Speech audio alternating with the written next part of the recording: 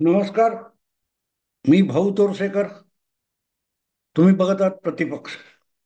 मित्रांनो, ज्या प्रकारे लोकसभेच्या निकालांचं विश्लेषण झालेलं होतं आणि बघा बघा बघा भाजपला ठोकून काढलं मतदाराने, म्हणून भाजपला हिणवण्याची स्पर्धा चालली होती. त्या सगळ्यांना हरियाणा आणि पाठोपाठ लोकसभा विधानसभेच्या महाराष्ट्राच्या निकालांनी पूर्णपणे तोंडघशी पाडलं. कारण जसा हरियाणा तसाच महाराष्ट्रामध्ये सुद्धा लोकसभा निवडणुकीत भाजपची पिछेहाट झाली होती. पण ही पिछेहाट झाली ती जिंकायच्या किंवा हरलेल्या जागांची होती. आणि मी परत परत सांगत आलो की भाजपच्या 2019च्या मतामध्ये फक्त 1% घट झाली होती. पण जागांच्या सीटांमध्ये फार प्रचंड फरक पडला होता. आणि हा समजून न घेता जर तुम्ही त्या निकालाला फार मोठं काहीतरी ठरवायला जाल तर मग तुम्ही तोंडघशी पडता. कारण तो तुमचा गैरसमज असतो, वस्तुस्थिती तशी नसते. आभास निर्माण केला आणि त्या आभासाला तुम्ही सत्य समजला तर तो तुमचा दोष असतो. हे मी का सांगतोय मित्रांनो, अजूनही आता आठवडा लोटला निकाल येऊन, तरी निकाल अचंबित करणारे आहेत असं म्हणणारे दिवटे अजूनही आपली अक्कल बाळगत आहेत की एवढा फरक कसा पडला. सगळ्यात पहिला फरक मी सांगतो की लोकसभा निवडणूक आणि विधानसभा निवडणूक यामध्ये किती फरक आहे बघा. 4 जूनला लोकसभेचे निकाल लागले. 4 जून पासून जुलै, ऑगस्ट, सप्टेंबर, ऑक्टोबर आणि नोव्हेंबर म्हणजे 4.5 महिन्याचा फरक आहे. आणि 4.5 महिन्यामध्ये इतका फरक पडतो, ह्या सगळ्यांना जो प्रश्न पडलाय, हे जे कोणी विश्लेषक आहेत हे किती बेअक्कल आहेत याचा सगळ्यात मोठा पुरावा मी घेऊन आलोय. ज्यांना लोकसभा आणि विधानसभा निवडणुकीच्या मतदानामध्ये इतका प्रचंड फरक कसा पडतो हे रहस्य उलगडता येत नाही, त्यांना राजकारणातली आणि राजकीय निवडणुकींच्या घडामोडीतली बाराखडी सुद्धा ठाऊक नाही, हे तुम्हाला म्हणता येईल. पहिला पुरावा मी तुम्हाला 2019 मध्ये महाराष्ट्रात लोकसभा आणि विधानसभा या निवडणुका एकाच वेळेला झाल्या होत्या. अगदी एकाच वेळेला. म्हणजे मतदान केंद्रात मतदार केला, त्याने एखाद्या काय त्या स्लीपवर सही केली आणि इकडे जाऊन लोकसभेला मतदान केलं. तोच मतदार परत निवडणूक अधिकाऱ्याजवळ आला आणि त्याने दुसऱ्या स्लीप बुकवर सही केली आणि इकडे विधानसभेला मतदान केलं. म्हणजे त्याने फार फार तर 1 ते 1.5 मिनिटाच्या फरकाने दोनदा मतदान केलं. एकदा लोकसभेला केलं, एकदा विधानसभेला केलं. फरक किती होता? 4.5 महिने वगैरे नाही. लोकसभेला 4.5 महिन्यात एवढा कसा फरक पडतो, हा जो प्रश्न पडलाय, त्यांना निवडणुका कळत नाहीत याचा सगळ्यात मोठा पुरावा याच महाराष्ट्रामध्ये 1999च्या निवडणुकांनी दिलेला आहे. ज्यावेळेला लोकसभा आणि विधानसभा दोन्ही मतदाराने एकाच वेळेला केलं. फार फार तर 1, 1.5, 2 मिनिटाचा फरक. लोकसभेला मतदान केलं, विधानसभेला मतदान केलं. पण या मतदानामध्ये फरक किती होता माहितीये मित्रांनो? 8% मतांचा फरक होता. ज्या मतदारांनी लोकसभेला शिवसेना भाजप युतीला मतदान केलं होतं, काहीतरी 30% वगैरे असेल, मला आता नेमके आकडे आठवत नाही, पण लोकसभेला त्या मतदाराने शिवसेना भाजप युतीला मतदान केलं. त्यापैकी 8% मतदारांनी 1 ते 1.5 मिनिटामध्ये आपलं मत बदललं आणि विधानसभेला शिवसेना भाजप युतीच्या उमेदवाराला मतदान केलं नाही. का केलं नाही? का केलं नाही? त्याला एखादा प्रादेशिक पक्ष हवा असेल, एखादा अपक्ष हवा असेल, किंवा एक अगदी स्थानिक जिल्ह्यापुरता पक्ष हवा असेल, तो पक्ष लोकसभेला उभा नाही म्हणून त्याने लोकसभेला शिवसेना भाजप युतीला मत दिलं होतं. पण विधानसभेला त्याने आपल्याला हवा असलेला प्रादेशिक पक्षाचा उमेदवार आहे, जिल्हा उमेदवार आहे, किंवा अगदी स्थानिक अपक्ष वगैरे उमेदवार आहे, त्याला मतदान केलं. ह्याचा आणखीन एक हा बारकावा कळण्यासाठी तुम्हाला मजेशीर गोष्ट सांगतो की राम नाईक हे भाजपचे उमेदवार उत्तर मुंबई तेव्हा विरार, वसई, पालघर पर्यंत जायचा. तर ते राम नाईक हे प्रचंड मताधिक्याने उत्तर मुंबईतून निवडून यायचे. त्यामध्ये वसई आणि पालघर हे मुंबई बाहेरचे दोन विधानसभा मतदारसंघ यायचे, ज्याच्यात वसई सुद्धा होता, जिथून हितेंद्र ठाकूर प्रचंड मताधिक्याने अपक्ष म्हणून निवडून यायचे. पण लोकसभेला हितेंद्र ठाकूर यांच्या पक्षाचा उमेदवार तेव्हा नसायचा, आणि त्यामुळे विधानसभेला हितेंद्र ठाकूर यांना मत देणारा जो मतदार असायचा, ती 70-80 हजारातली जवळजवळ 50-55 हजार मतं भाजपला, शिवसेना भाजप युतीला म्हणजे राम नाईक यांना पडत होती. पण मला वाटतं 2004च्या सुमाराला राम नाईक यांच्या विरोधात काँग्रेसने गोविंदा नावाचा अभिनेता मैदानात उतरवला. गोविंदा राजकारणात नवा होता, पण लोकप्रिय होता. पण तो नुसता अभिनेता नव्हता, तो काँग्रेसचा उमेदवार होता. पण गोविंदा हा मूळचा सिनेमात येण्यापूर्वी विरारचा रहिवासी होता, आणि विरारचे तत्कालीन आमदार, आत्ता पराभूत झालेले आमदार हितेंद्र ठाकूर हे गोविंदाचे कॉलेजच्या काळातले मित्र होते. त्यामुळे गोविंदाने उमेदवारी अर्ज भरण्यापूर्वी आणि निवडणुकीच्या प्रचाराला सुरुवात करण्यापूर्वी सगळ्यात पहिली गोष्ट जर काय केली असेल, तर तो विरारच्या प्रसिद्ध देवस्थान जीवदानीचं दर्शन घ्यायला गेला, आणि त्याच्यासोबत हितेंद्र ठाकूर होते, आणि तिथून त्याच्या प्रचाराला सुरुवात झाली. तिथे एक चित्र स्पष्ट झालं की विरारमध्ये हितेंद्र ठाकूर यांची राम नाईक यांना मिळू शकणारी मतं ही गोविंदाकडे म्हणजे पर्यायाने काँग्रेसकडे झुकली होती. आणि मला वाटते त्या 2004च्या निवडणुकीत गोविंदासारख्या अभिनेत्याने राम नाईक यांचा पराभव केला होता. फरक कसा असतो बघा, जी मतं गोविंदा नसताना राम नाईक यांना मिळत होती, ती गोविंदा आला आणि त्यांच्याकडून गेली. कारण हितेंद्र ठाकूर गोविंदाच्या प्रचारात उतरला होता, भले गोविंदा काँग्रेसचा उमेदवार होता. तेव्हा एक गोष्ट लक्षात घ्यायला लागते की लोकसभा आणि विधानसभेनुसार जो फरक पडतो, उरलेल्या सगळ्या मतदारसंघात युतीची मतं राम नाईकांना मिळाली असेल, पण विरारच्या वसईच्या त्या मतदानाने सगळा चमत्कार घडवला. असो, मुद्दा असा की 1999च्या त्या निवडणुकीमध्ये लोकसभा आणि विधानसभा एकत्र होत असताना 1 मिनिटाच्या 1.5 मिनिटाच्या फरकाने जर 8% मतदार लोकसभेला युती आणि विधानसभेला दुसऱ्या पक्षाची निवड करतो 1 मिनिटाच्या फरकाने, तर विचार करा, मे जून मधली लोकसभा आणि नोव्हेंबर मधली विधानसभा यामध्ये 4.5 महिन्याचा फरक पडलो, तर मतदानामध्ये किती टक्क्याचा फरक पडतो? का फरक पडतो? एवढा फरक पडतो. अरे 8% फरक 1-1.5 मिनिटात पडलेला आहे.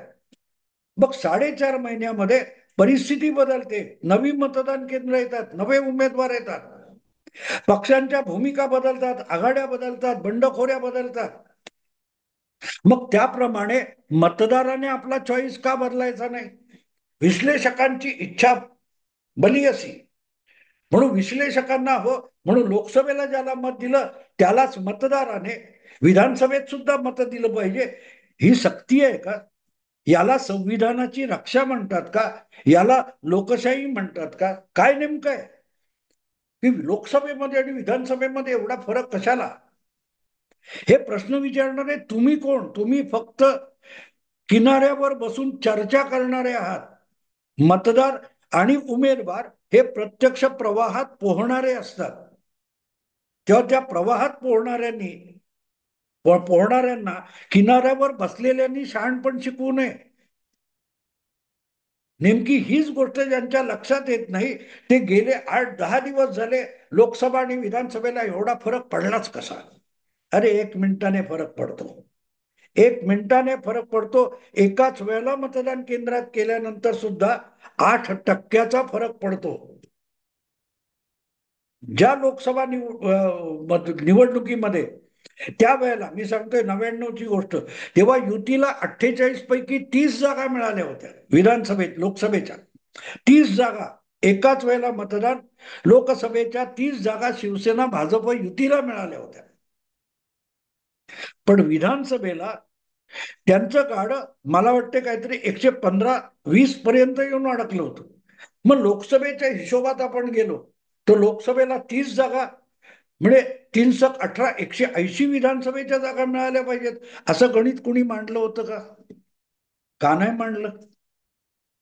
का नाही मांडलं? लोकसभेला 1 मिनिटात असा काय फरक पडला की युतीला 180 लोकसभेचे मतदारसंघ मिळतात आणि विधानसभेला ते गाडं 120 वर येऊन अडकतं. कारण हा अभ्यास असावा लागतो. उडाणटप्पूपणा करून चालत नाही. उगाच तुम्हाला चाय बिस्कुट पत्रकार उगाच कोणी म्हणत नाही. कुठच्याही विषयाकडे गंभीरपणे बघितलं पाहिजे आणि आधी विषय आपण समजून घ्यायचा, मग समोरच्या ऐकणाऱ्याला वाचणाऱ्याला समजवायचा असतो. नाही तर उडाणटप्पूपणे झालं काय. अरे माणसाचा विचार, मत म्हणजे त्याच्या बुद्धीनुसार बदलत असतं. आणखीन एक तुम्हाला मोठं उदाहरण देतो मी. मोठं उदाहरण देतो. 5 वर्षापूर्वी विधानसभा निवडणूक एकत्र लढलेले, मी पुन्हा येईन, मी पुन्हा येईन, मी पुन्हा येईन असं म्हणणाऱ्या देवेंद्र फडणवीस यांच्या मंचावर बसून ते शब्द निमूटपणे ऐकणारे आणि युतीमध्ये कायम असलेले उद्धव ठाकरे हे निवडणुकीचे निकाल पूर्ण होईपर्यंत युतीमध्ये होते, युतीच्या भूमिकेत होते. कुठेही त्यांनी आपल्याला मुख्यमंत्री पद पाहिजे, शिवसेनेला मुख्यमंत्री पद पाहिजे, आपण वडिलांना शब्द दिलेला आहे, ही भाषा वापरलेली नव्हती. ते उद्धव ठाकरे निकाल पूर्ण झाल्यानंतर एका तासात बदलले. एका तासामध्ये उद्धव ठाकरे यांचं मत बदलत असेल आणि त्याला आपण महान समजत असू, तर सामान्य मतदाराने लोकसभेनंतर 4.5 महिन्यांनी आपलं मत का बदलायचं नसतं? या विश्लेषकांना माझा प्रश्न आहे. ज्यांचे विश्लेषण तुम्ही गेले 8 दिवस ऐकताय त्या प्रत्येकाला माझा हा प्रश्न आहे की निवडणुकीचे निकाल येईपर्यंत युतीमध्ये असलेले उद्धव ठाकरे हे मी दुसऱ्या टोकाला जाऊ शकतो, मी वेगळा विचार करू शकतो, माझ्या समोर सगळे ऑप्शन खुले आहेत, इतका विचार निकाल पूर्ण झाल्यानंतर 1 तासात बदलत असेल मत, तर मग लोकसभेला मत देणारा मतदार हा विधानसभेला आपलं मत का बदलणार नाही? त्याला तर भरपूर वेळ मिळाला. 4.5 महिने मिळाले. 4.5 महिन्यामध्ये उद्धव ठाकरेंनी काय केलं, नाना पटोलेंनी काय केलं, शरद पवारांनी काय केलं, ओवायसीनी काय केलं, नोमानींनी काय केलं, जरांगेनी काय केलं, या सगळ्याचा विचार करून मतदार लोकसभेला दिलेलं आपलं मत बदलू शकतो. या 4.5 महिन्यामध्ये बांगलादेशमध्ये काय झालं, सिलिगुडीमध्ये काय झालं, हिमाचल प्रदेशमध्ये काय झालं, गुजरातमध्ये गणपतीवर दगडफेक का झाली, या सगळ्या गोष्टीचा विचार करू शकतो मतदार आणि त्याप्रमाणे त्याचं मत बदलू शकतं. पण मतदार मत बदलतो याच्यावरच ज्याचा विश्वास नाही ते लोकशाही वाचवण्याची भाषा करतात. मग त्यांना अचानक बहुमत, एवढं मोठं बहुमत, राक्षसी बहुमत हे शब्द आठवतात. पण यापैकी एकाही दिवट्याला 2015 आणि 2020 या विधानसभा निवडणुकीत दिल्लीला 70 पैकी 67 आणि 63 आमदार आम आदमी पक्षाचे निवडून आले. तेव्हा राक्षसी बहुमत हे शब्द आठवले नाही. आता सगळे मोठे घटना तज्ञ आणि बाहेर आलेले की विरोधी पक्षच नसेल तर लोकशाही कसली. दिल्लीच्या विधानसभेमध्ये जेव्हा 67 किंवा 63 आमदार एका पक्षाचे निवडून येतात आणि विरोधी पक्षाला बहुमत विरोधी विरोधी पक्षाला विरोधी नेतेपद मिळवण्यासाठी आवश्यक असलेले आमदार सुद्धा मिळाले नाहीत. तेव्हा कोणाला चमत्कार वाटला नाही, ते राक्षसी बहुमत वाटलं नाही. लागोपाठ 3दा लोकसभेला दिल्लीच्या 7च्या 7 जागा भाजप जिंकतो आणि आधीच्या 2 लोकसभांनंतर झालेल्या विधानसभामध्ये निवडणुकीमध्ये भाजपचा सुपडा साफ होतो. तेव्हा मतदाराने असं मतदान का केलं हा प्रश्न किती लोकांनी विचारला, का नाही विचारला? जर तुम्ही आज हा प्रश्न विचारणार असाल की 4.5 महिन्यात असं काय बदललं की लोकांनी एवढा उलटा विचार करावा, मग हाच प्रश्न 2014च्या लोकसभेत सुपडा साफ झालेला आणि 3ऱ्या क्रमांकावर फेकला गेलेला आम आदमी पक्ष हा अवघ्या 7 महिन्यानंतर दिल्लीच्या विधानसभेमध्ये 70 पैकी 67 जागा केजरीवाल यांना का देतो? लोकसभेला 2ऱ्या क्रमांकावर असलेल्या काँग्रेस पक्षाचा सुपडा साफ होतो. लोकसभेला 1 नंबरवर असलेल्या भाजपला अवघ्या 3 जागा मिळतात. हा चमत्कार कसा घडला हा प्रश्न कोणी विचारला नाही. कारण हे विश्लेषक नाही, हे विश्लेषक नाहीत, हे संपादक नाहीत, हे पत्रकार नाहीत, हे काँग्रेसच्या इकोसिस्टीमचे चमचे आहेत, दलाल आहेत, एजंट आहेत. त्यामुळे काँग्रेस हरली की त्यांना दुखणं सुरू होतं आणि त्यांना हे सगळे आठवायला लागतात. पण संबंधातले इतर जे संदर्भ आहेत ते आठवत नाहीत, ते आकडे आठवत नाहीत, त्या घटना आठवत नाहीत, त्या निवडणुका आठवत नाहीत. कारण हा सगळा मूर्खांचा बाजार आहे. आणि मग बोलवायचं कोण? कुमार केतकरना बोलवायचं, आणखीन कोणाला बोलायचं? तुम्हाला हे निकाल पटतात का? अरे पटायचा संबंध काय आला? मतदाराने आपलं मत व्यक्त केलेलं आहे, ते विश्लेषकांना पटावं या आधारावर नाही होत. विश्लेषकांना पटण्यासाठी मतदार मतदान करत नसतो. तो आपल्याला पाहिजे तेव्हा कोणालाही सिंहासनावरून खाली उतरवतो आणि आपल्याला पाहिजे असेल तेव्हा दुसऱ्या कोणाला तरी सिंहासनावर बसवतो. त्याला लोकशाही म्हणतात. आणि ती लोकशाही ज्यांना मान्य नाही अशा लोकांनी स्वतः एक विश्लेषक, अभ्यासक, पत्रकार, बुद्धिजीवी असे मुखवटे चढवलेले आणि मतदार वेळोवेळी अशा लोकांचे मुखवटे टराटरा फाडून टाकत असतो. आणि मग ते फाडले जातात तेव्हा हे सवकलेले चोर भामटे आपली अब्रू कशी झाकावी म्हणून पळापळ करत सुटतात, पळापळ करत सुटतात. तेव्हा जे काय निवडणूक निकाल लागल्यानंतर असं मतदान झालंच कसं असं म्हणणारे जे आहेत ते मग निमित्त शोधायला लागतात. ईव्हीएम मध्ये गडबड आहे, मतांचे आकडे असे आणि आकडे तसे, एवढं मतदान मध्यरात्रीत कसं झालं हे यापूर्वीही झालेलं आहे, यापूर्वी सुद्धा झालेलं आहे. पण तेव्हा कोणाचं लक्ष नव्हतं, कारण तुमचे पराभव झालेले नव्हते, तुमच्या लाडक्यांचे पराभव झालेले नव्हते. लाडक्या बहिणीचा विजय झाल्यानंतर, यांचे लाडके भाऊ पडल्यानंतर यांना अचानक या सगळ्या गोष्टी आठवायला लागल्या. मुद्दा असा असतो मित्रांनो, विश्लेषण करण्यासाठी प्रामाणिकपणे नमुना घ्यावा लागतो. तो नमुना गव्हाच्या पोत्यातले गहू घ्यायचे नमुना म्हणून आणि हे तांदूळ नाहीत म्हणून सिद्ध करायचं. गव्हाच्या पोत्यात तांदूळ मिळत नाहीत, तांदूळ मिळत नाही. तिकडे जाऊन गवगवा करायचा. बघा हा केवढा जातीयवाद आहे, चितळ्यांच्या दुकानामध्ये बिर्याणी मिळत नाही, मग मुस्लिमांनी करायचं काय? मुस्लिमांना बिर्याणी पाहिजे, चितळे बिर्याणी का विकत नाहीत? हा जो कांगावा असतो ना मित्रांनो, तो कांगावा चालू आहे. हा सगळा जे काय चाललंय निकालानंतर हे हडबडून गेलेले आहेत. हे एक गोष्ट विसरले की तुम्हाला जो मात चढला होता तो मतदाराने उतरवलाय, भाजपने नाही. कारण भाजपला आज सुद्धा लोकसभेच्या आसपासच 26% मतं आहेत आणि मतांची पर्सेंटेज घटली आहे ती महाविकास आघाडीची घटली आहे. कारण मी तुम्हाला जे हितेंद्र ठाकूरचं उदाहरण दिलं की लोकसभेला हितेंद्र ठाकूर गप्प असला की राम नाईकांना मतं जायची. पण ज्या वेळेला गोविंदासाठी मतं काढायला आला तेव्हा ती मतं गोविंदाकडे गेली, राम नाईकांची घट झाली.